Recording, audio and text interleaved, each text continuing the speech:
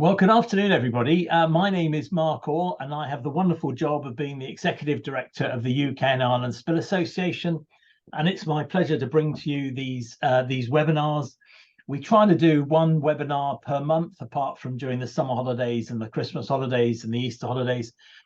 Today, we're going to talk about inland spill equipment for responders, and it's some thoughts from us and some thoughts from members of the Marine and Manufacturers Working Group.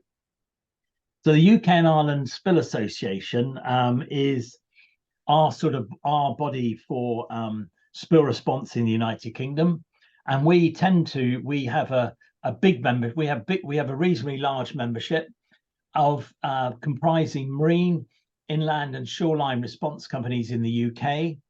We also represent contractors, manufacturers, and consultants.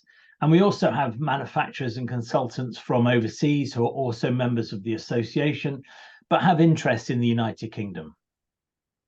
We also work very, very closely with the International Spill Accreditation Scheme, which is a company that runs our accreditation activities. And they have their own schemes for inland oil and chemical spills. And they deliver the Maritime and Coast Guard Agency scheme for the accreditation of marine spill response organizations. We work very closely with International Spill Accreditation Scheme. And really what we try to do is promote best practice, and through the accreditation scheme, ensure that best practice is being applied to response organizations. Most of you will know that spill response is changing hugely and very, very quickly. And we're seeing all sorts of new emerging risks, some of which we will touch on in this webinar today. So spills definitely are changing. Most of the time I was in the industry, the top picture was the type of spill that we were going to. It's somebody who had come along, perhaps vandalized the fuel supply to a generator, or there'd been a spill from a domestic oil spill tank, and there'd been a spill and we needed to deal with it. The picture at the bottom is also what we're now dealing with, now.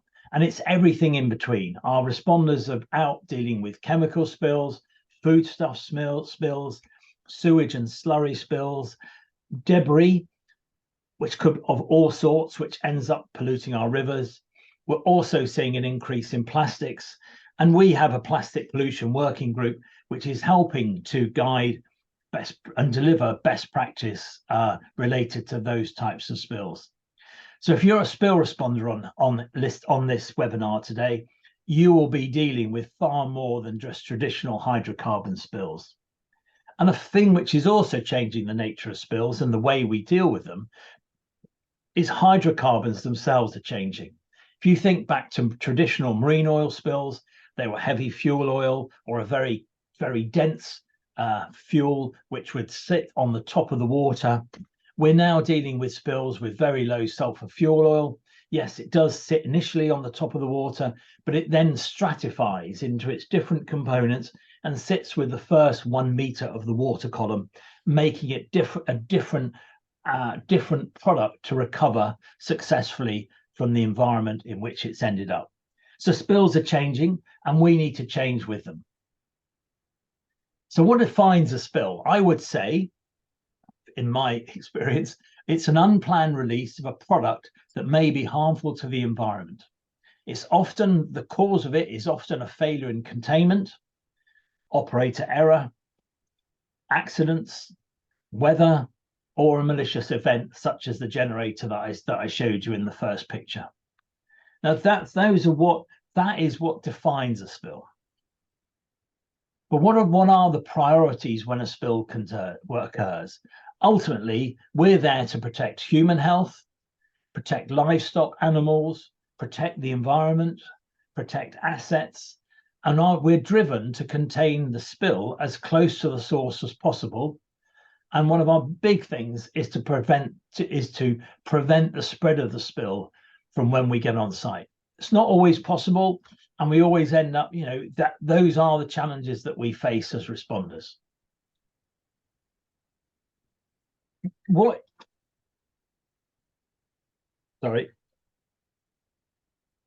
So what is essential in the incident? Usually you get a call from a company or an individual who has an oil tank, or a company who has fuel assets or a hazardous product asset, and they desperately need support.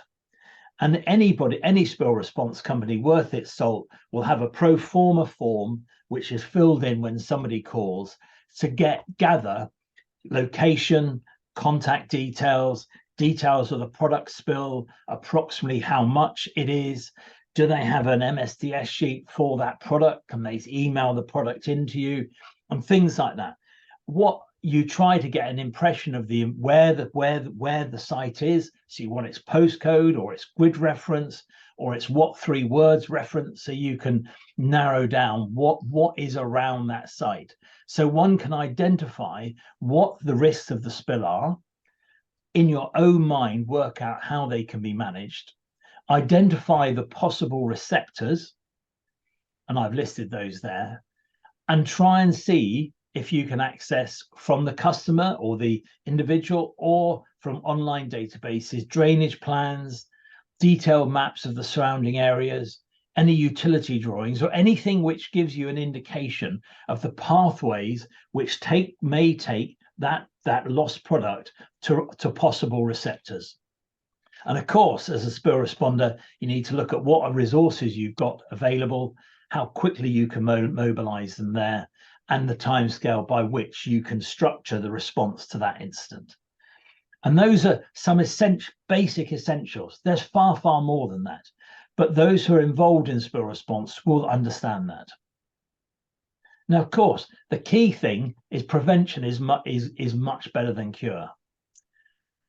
For your clients, in other words, those whose premises, products, environment you try to protect, prevention is so much better than cure. First response is always going to be from the staff on site, hopefully with equipment on site. I've worked with lots and lots of companies when we're engaged as a spill response company to help them to look at the risks on their site. So what are the risks that come from the commercial activity on that site? Maybe they're a food manufacturer. Maybe they have in different vessels surrounding the site foodstuffs which could be hazardous if they're released and leave their site. So you're trying to advise them of how to protect that site from an off-site loss of that product.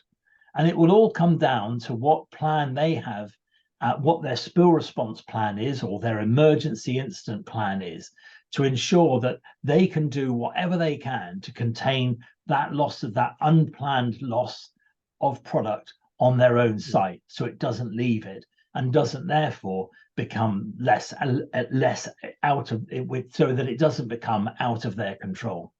So really trying to get first response on site is going to come from the staff. They need the right equipment, but essential with equipment is they need the right training, and they need to understand the steps which they're capable of taking on, so that when the responder gets there, they can be briefed by a responder who's been dealing with the incident up to that time. Remember, the company must bear in mind what its priorities are in any incident. It will know that it's got to deal with the incident, but what are the neighbors? How are the neighboring sites going to be affected by any incident that they have? So on prevention is much, much better than cure. And what I want to do is to hand over to Danny Matthews from Darcy Spill Care, who will talk a little bit more about spill prevention. So I'm going to stop sharing, Danny, and hand over to you. Now, you were expecting probably to see Mark van der Zwan of Zwanny on the site on this presentation today. Unfortunately, he's been called away, so I'm going to present the slides that he's prepared for this. So I apologise for that, but there's an incident going on in South Wales where he's based, and he's dealing with that. Just bear with me a moment, please, Mark. You're there. You've got the first one. Yeah. Just click from beginning. Okay, thank you, Mark. That's great. Good afternoon, everybody. My name is Danny Matthews, representing Darcy Group on this UK and Ireland Spill Association webinar on the equipment needed for the prevention of inland spills. I've been in the pollution prevention and cleanup industry for 26 years in various different roles, and I've gained invaluable experience as a result. Darcy Group have been a market leader and the professional's choice when it comes to supplying spill response products and services. Whilst inland spills do not always generate the level of attention, especially from the media, that the large offshore spills do, the sheer volume of incidents vastly outweighs them.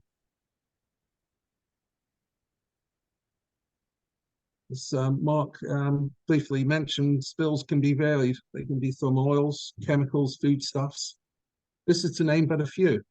But please take into consideration, something important to take into consideration is fire water runoff. Heaven forbid if you had a fire on site and the fire service responded, if the fire water leaves your site and enters the environment, you can leave yourself open to prosecution. A lot of people don't realize this. We'll talk about preventative measures later in the presentation.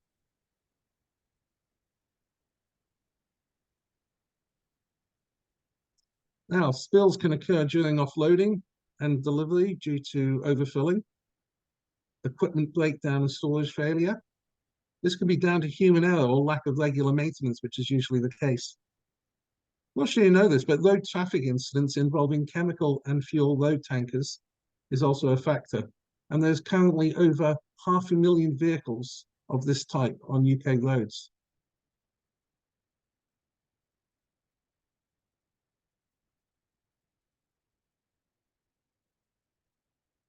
The fines can be quite onerous. In fact, the penalty can be a percentage of your annual turnover for serious offences. And of course, it's not just the financial implications, but the damage to the environment and the bad publicity that follows, which can sometimes hurt the most. Nearly in all cases, the cost of a spill cleanup can often far outstrip those initial heavy fines.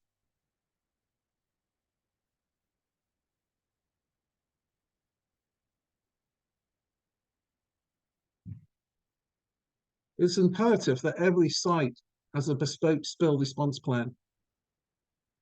Not only having a plan is enough, but all employees must be aware of the content and are therefore confident in implementing the procedures listed.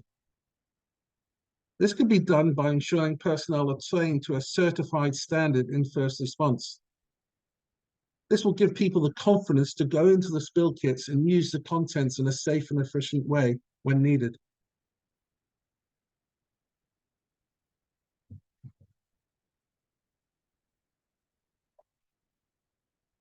Now I'm going to mention some equipment that can be used on land to mitigate these issues.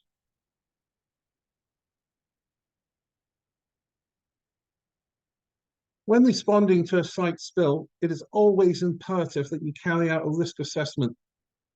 This will involve ascertaining the nature of the spill, which in turn will determine the type and level of PPE required.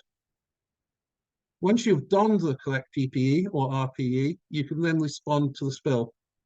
The next priority is to protect the drainage network, especially the surface water system, and isolate the source. This can be achieved by having a site drainage plan available and all drains clearly color-coded. Blue for surface water and red for foul. By protecting the drains, you are buying yourself time by containing the spill on your site, ideally to a hard surface, and not letting it get off-site into the environment. You can now utilize the contents of the spill kit. Oil absorbents are usually blue, but can be white. Chemical yellow, and maintenance or general purpose are grey in colour. Please bear in mind, though, that there are other colours from different manufacturers out there. Start your response with the booms and socks to contain the spill to a hard surface, cushions for use in heavy concentrations of spill, and the pads and rolls to start absorbing or picking up the spilt liquid.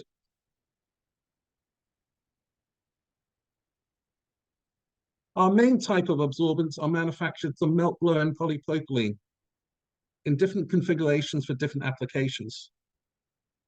With oil absorbents being hydrophobic in nature, which means they actively repel water and will only absorb oils, this means even when they're fully saturated with oil, they will still float when used on a watercourse, enabling their recovery.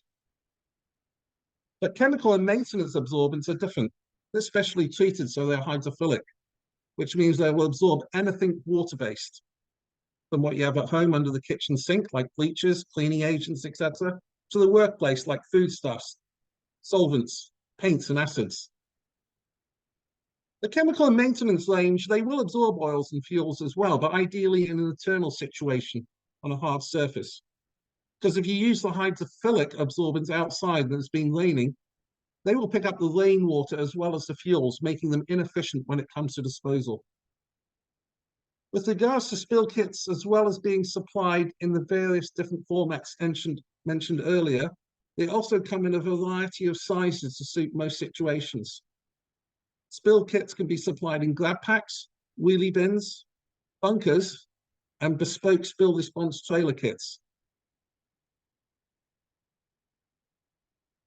It's important that the spill kit matches the level and type of risk on a specific site. No two sites are alike. It's important to remember that.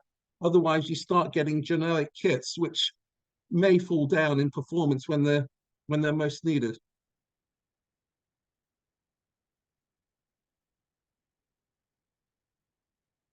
Referring to the previous note on how to isolate and protect your vulnerable drains, we have a range of easy-to-use solutions depending on the nature of the spill. Designed in collaboration with the Environment Agency for use by the fire service, we have the manual EnviroValve, for instance, a bladder system, which you can see on the far left of the image. The mechanical drain seal in the middle, which is made to measure, and not forgetting at the end, the popular highly effective Dammit mat. The Dammit mat is a one-use or emergency drain seal item, but I must say a highly effective one-use item and can achieve 100% seal if deployed correctly. All these solutions can be used in a preventative way, for instance, during liquid deliveries, and not just for when the horse is bolted.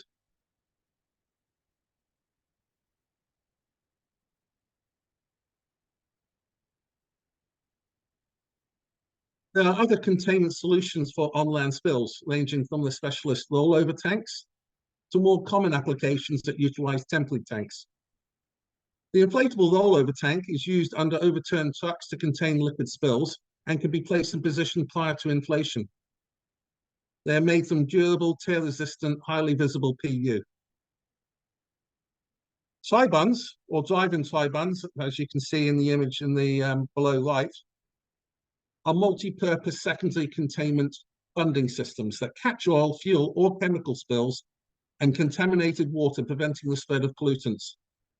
They are extremely portable and have unique internal side supports, which feature a recess to secure absorbent booms in to soak up spills. They can be cleaned and reused multiple times and very portable. The drive-in version has additional support and guidance for vehicle tires and is ideal for loading and unloading goods from vehicles. Finally, there are a range of pop-up and flame tanks that can be used to transfer or store liquids safely.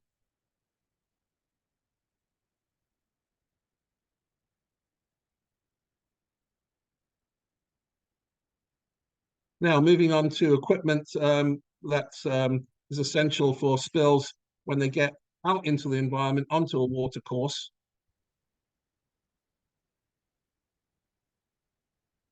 When working near a water course, of course, all relevant health and safety precautions must be adhered to.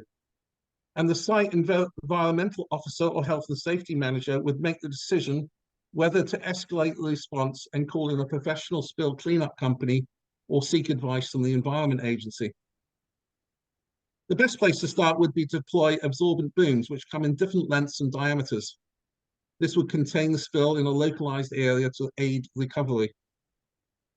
The next decision, if the watercourse and the spill is large enough, is to decide whether to use a skimmer or not, which is essential when the recovery of a large volume of spilt liquid is necessary. To recover the bulk of the liquid, a loose absorbent like wood loose could be spread across the spill, and being a natural product is biodegradable. So if it doesn't come in contact with the pollution, you don't have to worry about recovering it for proper disposal. The best way of recovering the contaminated wood loose, though, is to use a wood loose scoop, which is like a giant colander on the end of a 1.5 meter long pole. Once the loose absorbent has been recovered, you can deploy absorbent pads and rolls, which will take up the remaining pollutant. Unfortunately, usually a sheen is always present after a cleanup. This is where the sweeps come into their own. They are opened out and then pulled across the entire surface area of the watercourse. All contaminated absorbents after use need to be bagged up and disposed of as special waste.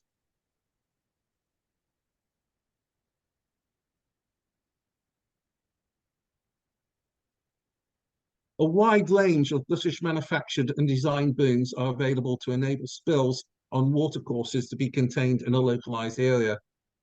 From solid float fence, inflatable and cylindrical solid foam, harbor types, all available in different overall heights, section lengths, materials and connectors.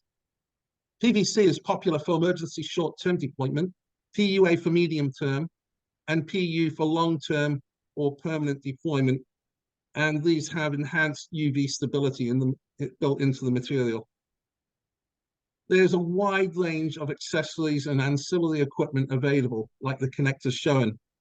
Powered inflators, tidal compensators, floats, and storage and deployment options like manual and hydraulically powered boom reels.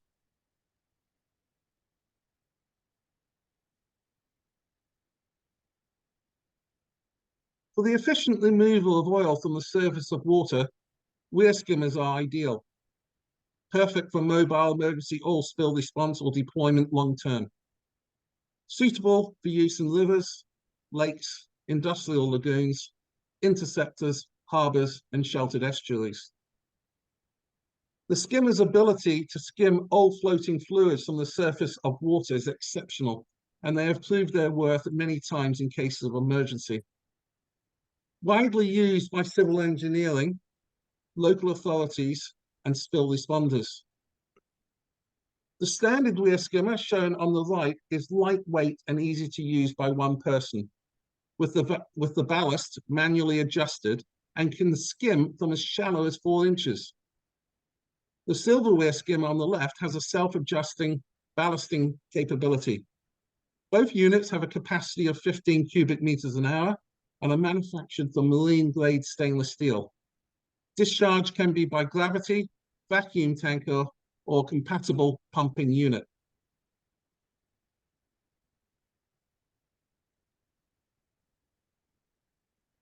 Did I mention firewater runoff again? I think it's very important to realize just how damaging this can be to the water environment, and to also re-emphasize that pollution prevention pays. Referring back to that point made earlier with regards to protecting the site drainage system, shown above, we have an image of an automated drain closure device called a check valve. These units are positioned through a manhole adjacent to the aperture of the last surface water drain before final discharge of a site. The sealing plate is operated by hydraulics and the control panel by mains electric. They can be activated either manually, by sensor, or linked to the fire alarm, and all have a GSM compatibility. By utilizing the check valve or the bladder version drain detector, you are isolating the final discharge point on your site. You are therefore ensuring nothing is going to leave your site and contaminate the water environment.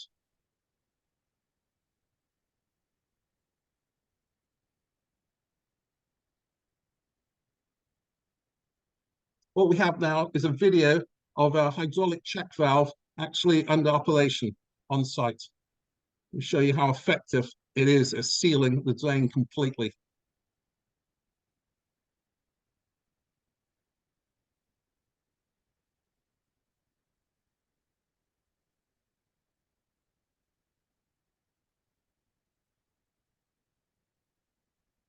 Once this has been activated, you're guaranteeing the integrity of your site. Nothing is going to leave your site in the event of a spill. Therefore, stopping it getting onto a watercourse in the first place.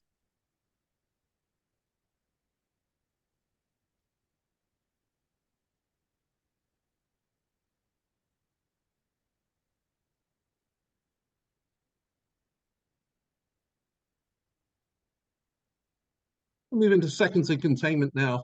Pollution prevention pays. By storing all potentially polluting liquids in secure steel storage units, you are ensuring the environmental integrity of your site. The storage units showing in the image can store 205-litre drums, IBCs, or a combination of the two.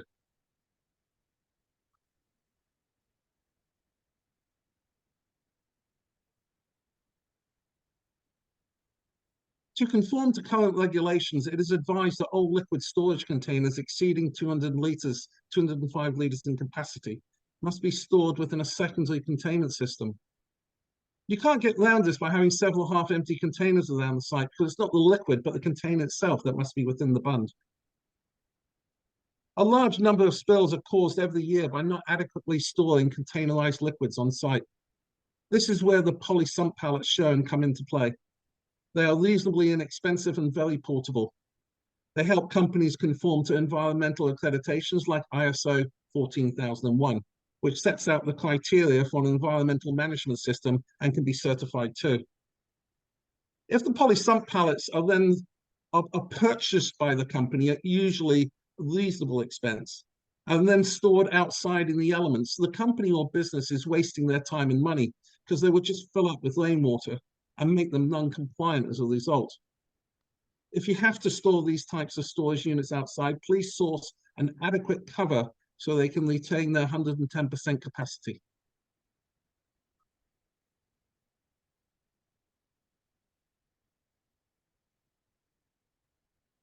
Just to reiterate some of the points made, many tried and tested options available for spill responders and spill professionals. Always remember to inform the relevant authorities in case of a pollution incident. Dispose of used absorbents and hazardous waste in the correct manner. And many of the solutions available are relatively inexpensive in comparison to the fines available. Thank you very much. Thank you for your time. I'm going to hand back to Mark now. Danny, thank you very much indeed. If you can stop sharing, I'll try and share mine and crack on. Now, we will take questions, but I would ask you if you wouldn't mind putting them into chat, and I'll host questions at the end of the session. Right, so that's where we left off. Cool, right. Okay, now these are slides that Mark van der Zanny has put through. I've gone through them. I've added a couple of things to them just from my standpoint. Now, I ran a spill response company, and we did spill response, a lot of spill response work. So I'm using it from my knowledge and my experience built up over the last 14 years. So as responders, and this is, we need a toolbox of skills and we need a toolbox of equipment. And it's important that we keep that toolbox of skills and equipment up to date, proportionate to the risks that we're likely to respond to. So training is really, really important. And any company that doesn't invest money in training its staff is really short-sighted, because you can give them the best equipment in the world, but if they don't know how to use it, then really you've wasted that investment in equipment. And also, as the risks that you're likely to respond to change, it is incumbent on the management within the business to make sure that the staff are trained to respond to those particular risks and have the right equipment, the right PPE, the right respiratory protection equipment, and the right techniques for managing the risk from those spills. So really make sure that you keep training up to date. Of course, keep your equipment up to date. I mean, there are a lot of people who've got equipment which is great for recovering heavy fuel oil, but really will not be particularly effective in recovering very low sulfur fuel oil or the other fuels which are starting to emerge. And new fuels mean new hazards. different products mean different hazards. Make sure you keep up to date. Also, make sure that you're up to date with legislation and regulation. In the United Kingdom, there have been quite significant changes that the EA have introduced over the last few months to its best practice guidance called Land Contamination Risk Management, and also RPS 215. And we'll be talking about these at our annual conference, but also online later on in the year. So the Responders Toolkit, what should we have in it? Now, these are my and Mark's impressions of what we have. Obviously, Danny has covered absorbance really well in his presentation. Oil only is generally white, but as Danny told me earlier on, it could be a different color in different regions or different manufacturers. Chemical is generally yellow, but he told me there's one brand which is pink. I don't know why, but maybe that's the way they like things. And the general purpose absorbent is generally grey, but it could also be a different colour too. But in principle, those are the colours that we tend to work with. And we have pads, we have sausages up to 1.5 meters, pillows, floating booms, all manner of absorbents. They are your basic, they're the most basic response tool. And the beauty of them is they absorb. And depending on the quality, one pad will generally absorb around 1 litre of hydrocarbon. And the beauty about using oil-only products, it will only recover the oil. It will not recover the water. So those are your most basic thing. But remember, before you start doing that, the guys have got to have the right PPE. You do not want them to be recovering them standing in their normal work overalls and without any personal protection equipment on their hands particularly, and possibly breathing apparatus to some form of respiratory protection as well. These are also really useful and in the right place. Clay granules are useful. They can absorb quite a large volume, but it can get very messy. And they can be awkward when you're trying to recover it because they tend to break down and they leave lots of sort of staining on the ground, which needs washing off afterwards, and then the water needs to be recovered. Wood fibers, wood shavings, and the mashed up Danny, which cord is it, isn't it? What's that cord that you sell? Wood loose, dries it wood loose. Wood loose, that's it. Yeah. Yeah. Fiber wood loose, really, really good, but not best to use on a windy day, because it can get blown away. But make sure you have a mechanism for recovering any of these additional absorbents that you might use. Booms, they are a basic toolkit, particularly if you have any risk of this spill that you have leaving site. You need to use that drainage plan to help you find where the outlet into a receptor, in other words, this case, a river or a ditch which has got water in it, or to a stream which might lean to a river. You want to make sure you've got containment booms in there. But prior to the containment booms, you will have absorbent booms laid inside it, and possibly absorbent booms also laid after it, so that if any product does creep under the boom, you've got another layer of protection to make sure that it can't get any further down that receptor. Containment booms give you real peace of mind, but they're no good unless they have sufficient skirt for the water depth and the flow of water. The boom that you use must be appropriate to the setting. And there are different booms for the rate of the fast flowing water and for slow moving water. And remember, if you look at the boom in the picture, the more weight you put, the more debris it catches, or the more product it catches, and it won't necessarily be just oil that it catches, it will be debris which is flowing in along that water course, that it will put more load on the boom itself, but most importantly, it will put more load on the anchor point. And if the anchor point goes, you've lost the effectiveness of the containment boom. All you then have left is your absorbent booms, which have been laid in there. And whilst they will provide some protection, it's not ideal.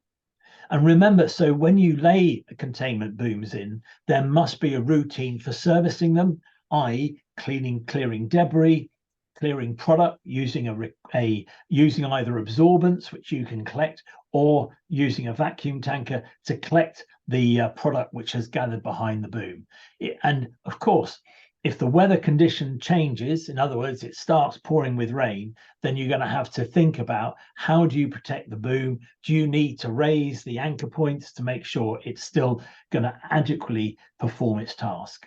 So there's quite a few things to think about. Once you can't just put a containment boom in place and forget about it. You've got to service it and manage it.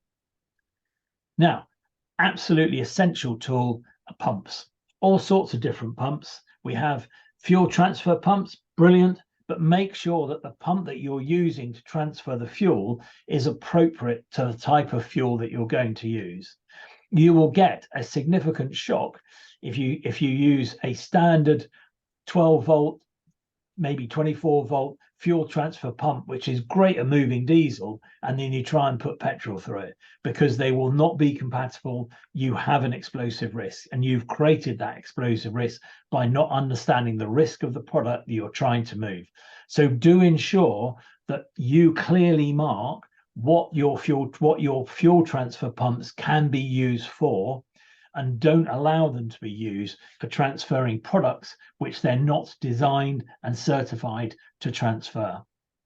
Air pumps are a fantastic tool.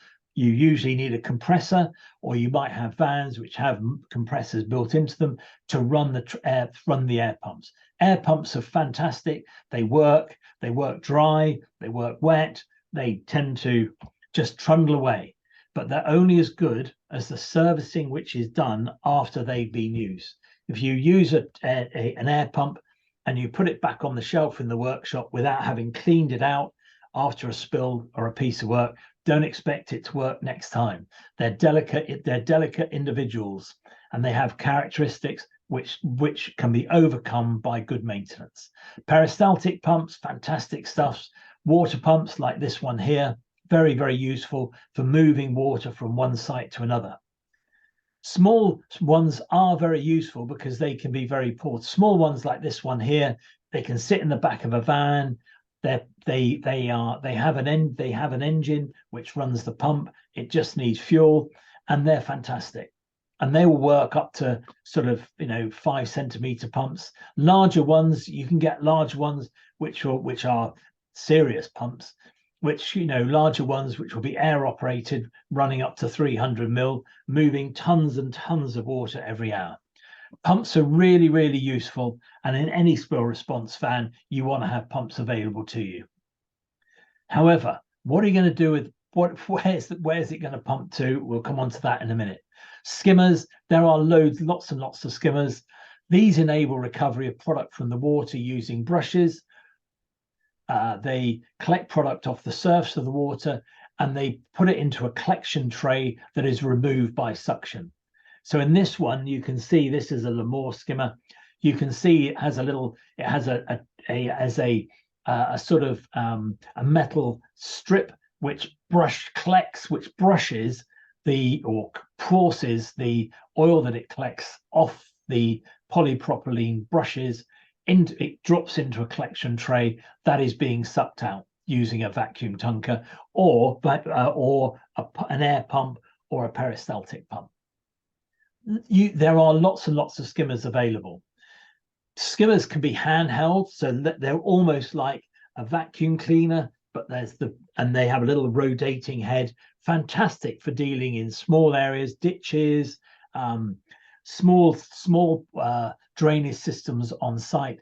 First-rate piece of kit, very easy to use, very easy to stow in one of your spill response vans or spill response trailers. And they go right up to large floating steerable skimmers, and very expensive, very sophisticated piece of kit, but fantastic for moving around and collecting lost product. Then there are weir skimmers. Sorry, I've spelt weir wrong. It should be W-E-I-R, and maybe that auto-corrected. Anyway, these enable, as Danny said, these enable recovery of product from the water. They float on the water, and they draw the product toward it through suction from a pump or a tanker. And so it just encourages the fuel on the water to gravitate through to that suction, and it pulls other product towards it. These are very, very effective, but really they're most effective in smooth water. The rougher the surface of the water, the less effective they tend to become. Now, we're collecting all this stuff, wonderful stuff. Where the hell are you going to put it? Many spill response fans will have something like this in it. There are all sorts of tanks, which are portable tanks, which can be erected on site, containing anything from 1,000 litres to 5,000 litres, rather like this one here. Fantastic piece of kit. They're portable. They take 20 minutes, 30 minutes to assemble. And then basically you've got somewhere for your recovered product to be held safely until it can be offloaded off-site using a product tanker. So the nice thing is they hold product close to the incident, and they provide a safe means for the tanker to collect. Then you have so many permanent tanks. This is a photograph of part of the tank farm that was used at Llangennec, which was a significant rail derailment on the South Wales, which Admiral Allen responded to in 2021, I think it is. They created a tank farm. So basically product was being collected on site using temporary tanks. These tankers went round to the temporary tanks, collected it. They pumped it straight into these temporary tanks. Each of them hold about 75,000 litres. You know, they had 4 on site because it enabled them to hold up to 300,000 litres on site. And then they had large tankers which moved it off site to disposal. These tend to have lots and lots of fixed connections on them, different sizes. So lots and lots of different tankers can connect to them, either to discharge or to take product away. They are very, very useful. And in most countries, you'll find Rain for Rent, you'll find other companies which are available for supplying these. Really, really useful, very versatile, and cost-effective means of safely holding recovered product. Of course, at this stage, the product hasn't been separated from fuel and water or whatever, but it gives you a great additional holding capacity. Vacuum tankers, bread and butter pieces of kit. Absolutely vital to spill response, because they enable you to recover product from behind booms. They often have pretty large vacuum tanks on them, which means that you can operate say 50 meters from where the tanker is to suck up product from behind a boom, or just to suck up product from areas on site where product has pooled. Absolutely vital. But do ensure that the product that you're recovering can be collected by the tanker that you're using. So for example, if you're recovering petrol on a site, or you're acquiring, you will need a petroleum regulated vacuum tanker. If you're carrying acids on site, make sure that the tanker that you're using has got the valves and the seals within it that are appropriate to the acid that you're collecting. So just make sure that you've done in your risk assessment that you're choosing the right tool to help you recover. But they're fantastic piece of kit. And sometimes, and also a vacuum tanker, depending on the size of its vacuum pump, will be able to recover from a drop height. Now this is the head height that it can do. So a tanker like this one, which is a modern tanker, it could recover from an approximate head of about 20 meters. So that's roughly 60 feet. So if you had a spill, or you needed a bilge emptying on a vessel, get the tanker as close as you can to the quay where the vessel is docked, and you put your hoses down and it will recover the product. But the deeper the deeper the head, the slower the rate of recovery. So just bear that in mind. Vacuum tankers usually come with a jet wash facility, and they enable surface cleaning to be done. And the beauty of that is as you jet wash and you recover product which has been held in the tarmac or concrete or whatever, you're immediately recovering that hazard straight into the back of a tanker. And then that will go off. The tanker will then drive off to a disposal site where the fuel and the water are separated. And then you're probably on site, if it's a bigger incident, have a holding tanker, or you'll have tankers which will then be used to just pick up from vacuum tankers, pick up from the vacuum tankers and take it straight to a disposal site. These might also have a jet wash facility as well, but they're ideal for running product to and from disposal sites to allow the vacuum tankers to stay on site. Containers, really, really important. When you're doing a spill incident, you end up using loads of absorbents. Yeah, I mean, it's great putting absorbents into plastic bags, but make sure that the plastic, I would always teach guys to put used absorbents in a double bag. So those 2 layers. So if it got snagged on the door of the van when you were chucking it in there, or when you were pulling the drag bag across the ground and you hit a piece of flint and the bag tears, you've still got another layer of protection between the absorbents and the environment that you're trying to clean up. Containers are absolutely vital because they mean that even in a spill response van, you can have, let's say, an 80-litre or a 200-litre drum, which you can put all of these absorbents in. They have a clip top so that they're sealed. So even if the drum falls down, the absorbents aren't going to escape, and any of the product that's being recovered in them. And of course, you can have containers up to 1,000-litre IBCs, but beware. The larger they are, the heavier they become. And at the end of a long day, trying to get even 80-litre or 200-litre drums out of a van, and you need to think about how you're going to move those drums of used absorbents, which will have product in them, out of the van and into where you're going to empty those drums. Now, drones. Now, I don't know, I think drones are really cool. And if you have a spill over a large area, and it might be a manufacturing plant, you want to see what's going on. And these are fantastic resources because they give you eyes in the sky and they enable you to get a good perspective of spills over a very large area.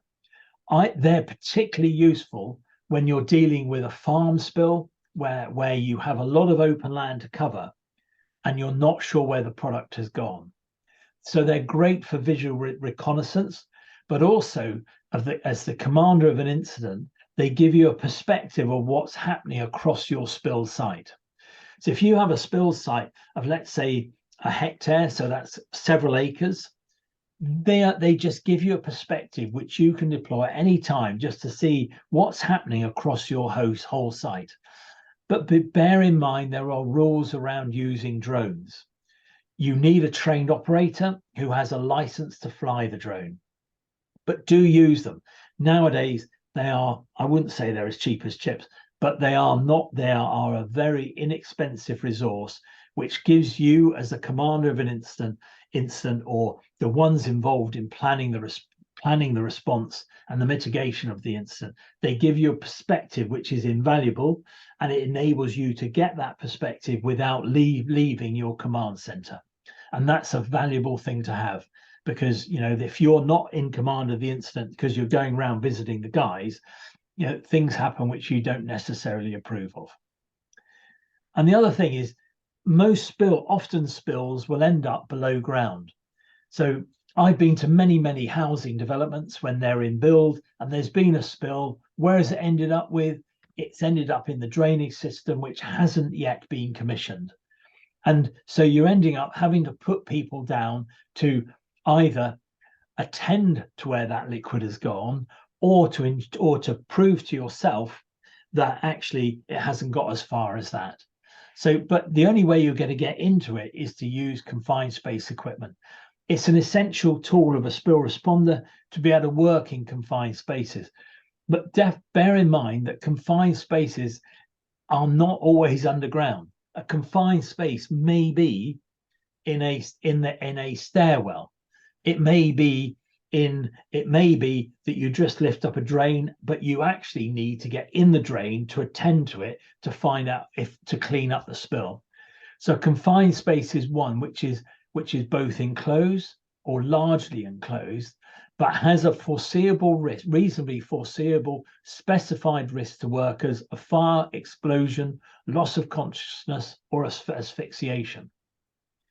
So in spills, you're not always dealing with fuel. You may be dealing with products which emit hydrogen sulfide. You may end up in an environment where there is just a lack of oxygen for whatever reason. It could be that the drain hasn't been lifted for a long, long time and there's a buildup of contaminated air in it.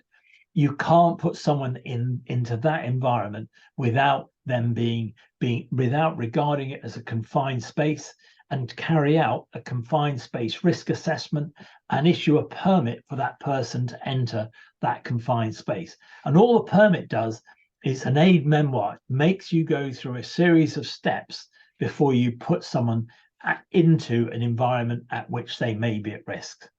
It's essential to have trained and competent staff who are very familiar with using this equipment and are used to working together. So they'll have their own way of communicating, usually with tugs on the wire which connects them, or they may have a separate rope which joins the two of them together, and the number of tugs will indicate the action which the man underground who's in the confined space may need that individual to perform to support them in that confined space. If you're going into a confined space, it's essential that you use breathing equipment, even if you've identified that the incident is low risk, that actually there is adequate oxygen in there. But if it's the first time that any of you have entered that confined space, you don't know how big that confined space is because you've never been in it. And you may lower a gas detector down there and you may measure the risk, and the risk may be zero. But what happens if that operator moves 5 meters from where that where you've tested?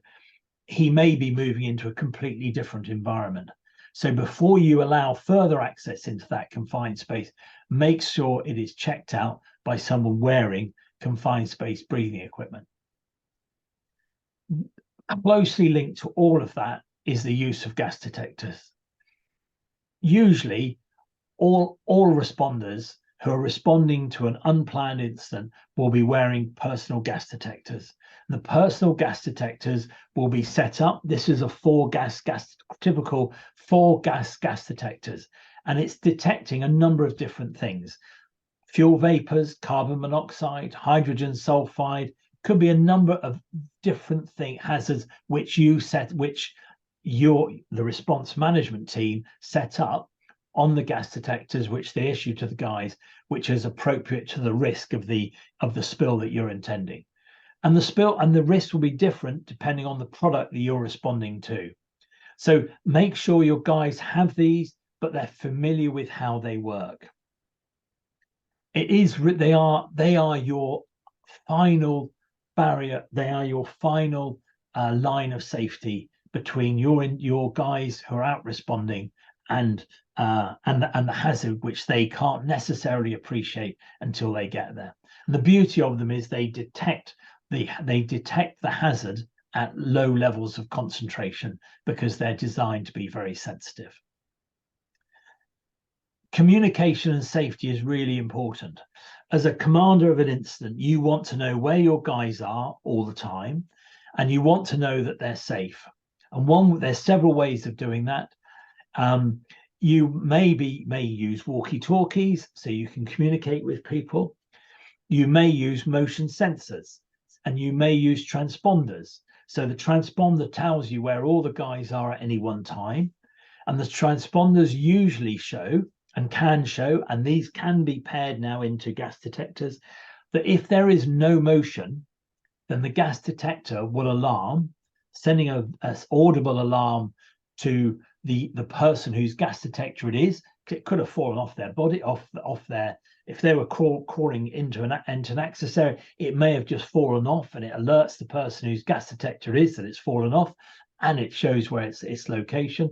But equally, someone may have been overcome, that, or they may have tripped, they may have hurt themselves, they may have knocked themselves out, but it also tells you where people are not moving who are part of your team, and it will tell you where they are, and it enables you to put a rescue plan in place to recover them. But communication is vital, however you achieve that. Now, when you do, if you have any people who are lone working on a site, it's essential that you have protocols in place to protect them. And so usually there'll be a lone working risk assessment. It's not usually recommended on spills to have people working alone, but you may be dealing with a spill over a large area, and it may actually be necessary, or people may get separated when they're dealing with the incident. Remember, response is dangerous. Responders go to an instructed environment that relies on the individual's training and constant dynamic risk assessment to stay safe. And the individuals involved in any spill incident must be used to taking the responsibility of dynamic risk assessment.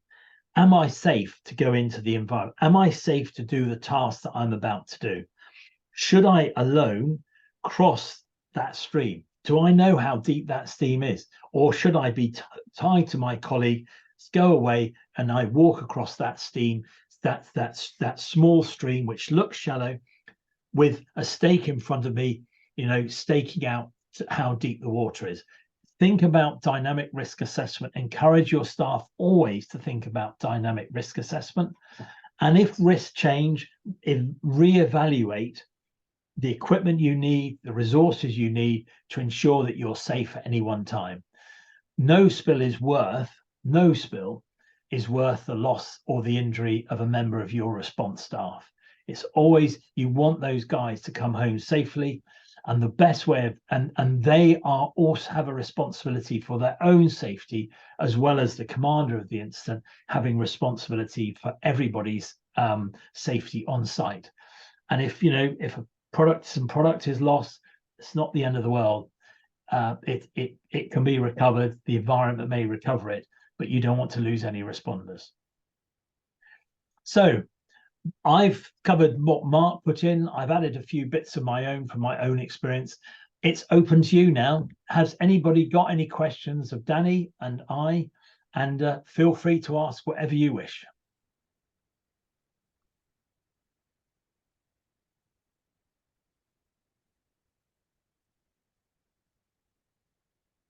Anybody got any points?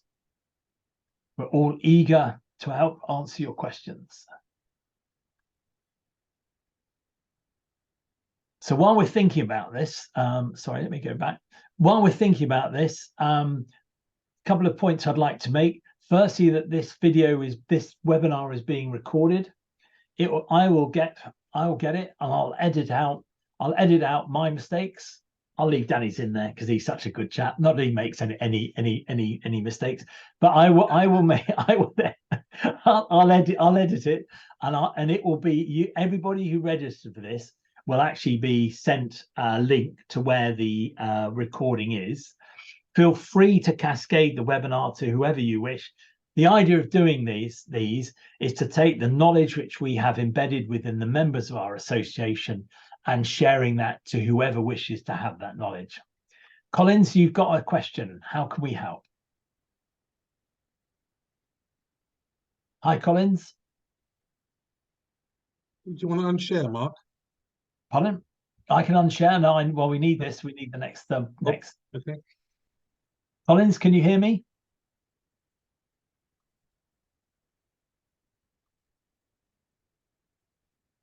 No. Okay. There's a question gone into chat. I know. Okay. Okay. No problems. Collins, have you got any question? You've got a question for us. You've raised your hand.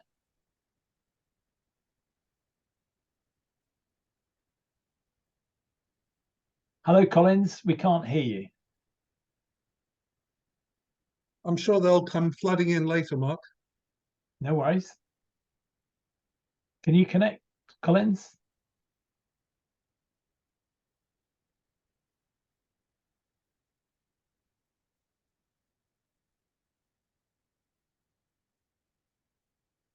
Now, maybe do you want to put it into chat, Collins?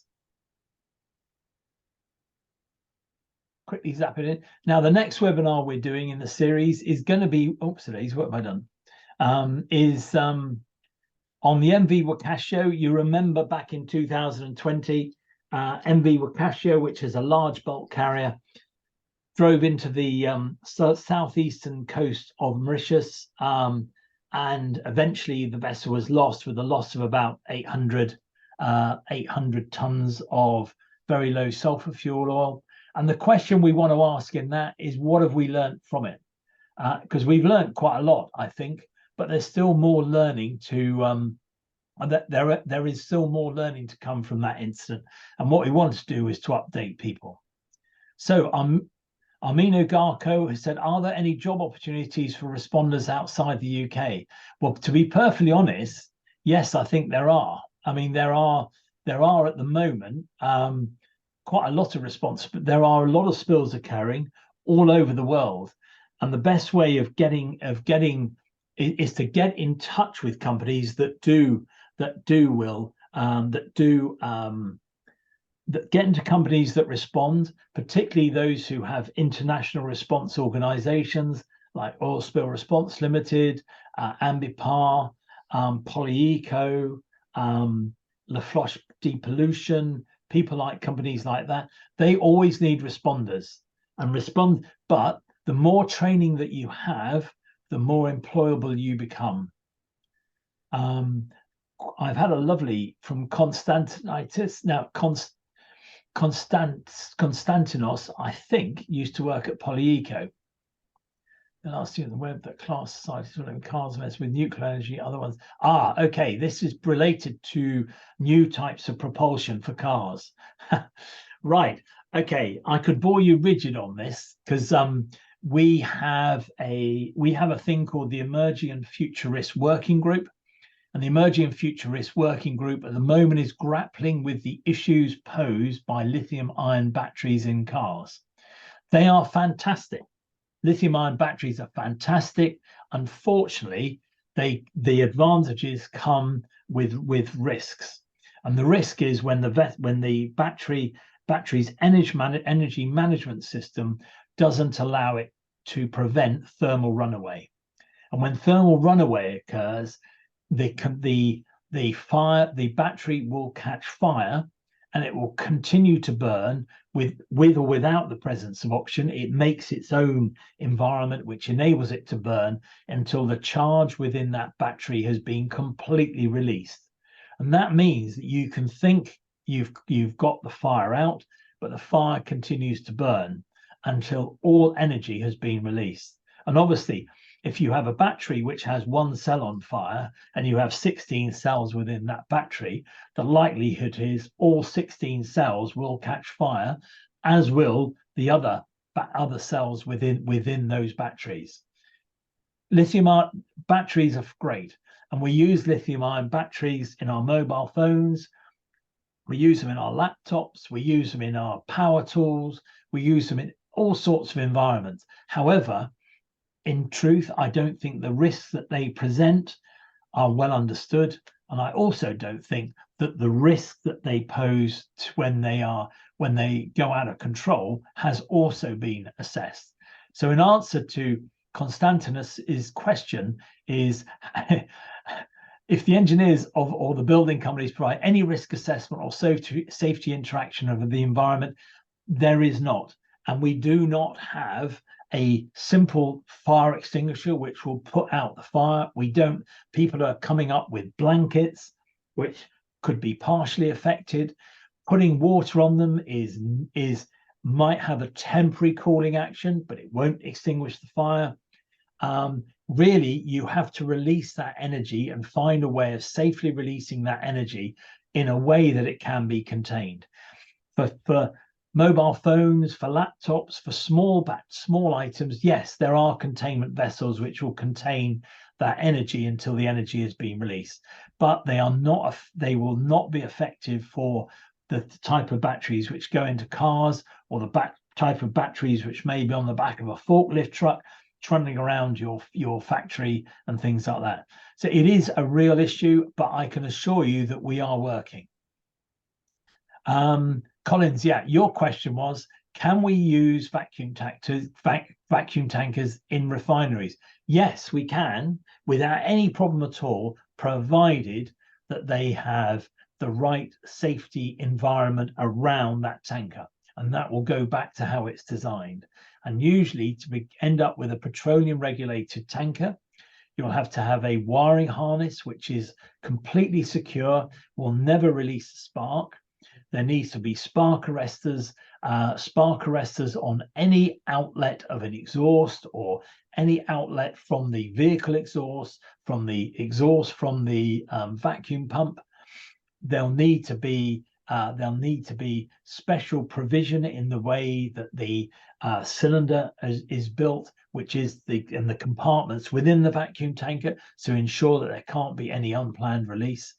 And the one that I showed in our image is the one which had LCM Environmental on the side. That was a petroleum regulated vacuum tanker. They also have pressure release valves so that they can safely discharge any product. So they'll have ATEX equipment on them, but they'll also have equipment which is like Chalwin valves, spark arresters, wiring harnesses which are insulated. They are very high specification equipment, but they're also expensive, but they ensure that you can do complex operations safely. And the same planning will apply to acid tankers, because they become specialists to the type of products that they're carrying or intend to carry, so that you cannot get an unplanned release without operator error. So I hope that is that helps.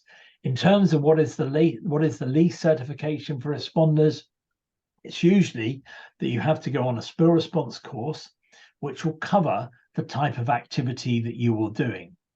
Within the International Spill Accreditation Scheme, we accredit training courses which are provided by certain providers, and usually the training courses will be, for a basic spill responder, will be at least a 1-day course, which will give you knowledge of how to use absorbents, deployed booms, the hazards around spill response generally, understanding what a gas detector is, understanding the hazards of the environments in which you might be entering.